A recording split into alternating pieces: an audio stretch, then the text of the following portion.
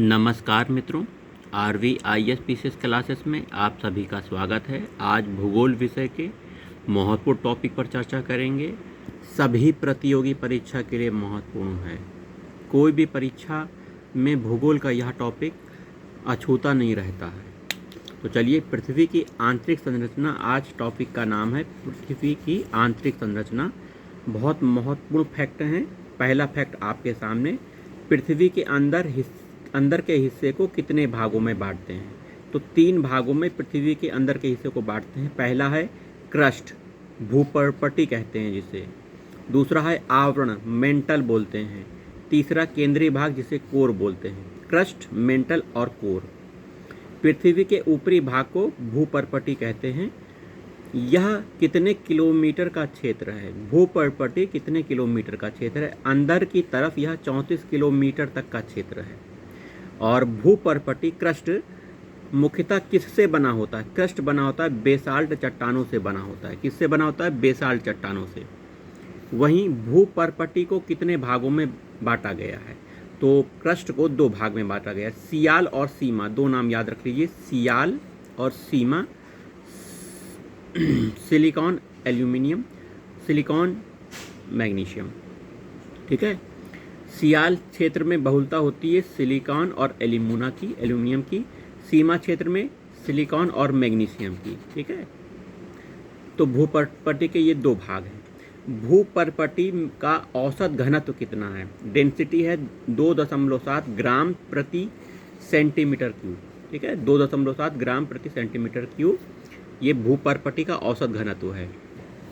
भूपर्पटी मुख्य रूप से किस किस से मिलकर बना है? तो भूपर्पटी क्रस्ट है आपका, ऑक्सीजन सबसे ज़्यादा होता है इसमें, फिर सिलिकॉन, फिर एल्यूमिनियम। ऑक्सीजन की मात्रा 46.8%, सिलिकॉन की मात्रा 27.72%, एल्यूमिनियम की मात्रा 8.13%।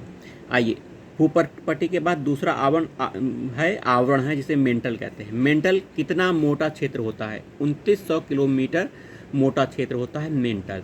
मेंटल किससे बना होता है? बेसाल्ट पत्थरों के समूह की चट्टानों से बना होता है। वहाँ भूपर्पटी किससे बनता है? बेसाल्ट चट्टानों से, और यह भी बेसाल्ट पत्थरों के समूह की चट्टानों से बनता है। मेंटल के चट्टानों के हिस्से में क्या पाए जाते हैं? मैग्मा चैम्बर पाए जाते हैं। मेंटल का औसत घनत्व कितना है? वहीं भूपर्पटी का औसत घनत्व आपने देखा था 2.7 ग्राम प्रति सेंटीमीटर क्यूब था। वहीं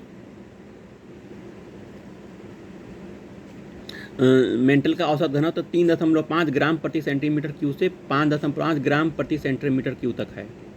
ठीक है।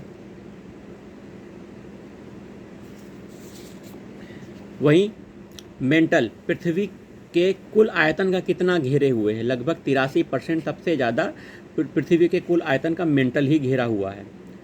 ऊपरी क्रस्ट और निचली क्रस्ट के बीच में की सीमा के क्षेत्र को क्या बोलते हैं? कोनरॉड असंबद्धता कहते हैं। ऊपरी क्रस्ट और निचले क्रस्ट के बीच की सीमा को कोनरॉड असंबद्धता कहते हैं। क्रस्ट और मेंटल के बीच सीमा को क्या कहते हैं? मोहोसिविक डिसकंटिन्यूटी। मोहोसिविक डिसकंटिन्यूटी क्रस्ट और मेंटल के बीच की सीमा को बोलते हैं। ऊपरी और निचले मेंटल के बीच की सीमा को क्या कहते हैं? रेपेटी असंबद्धता कहते हैं।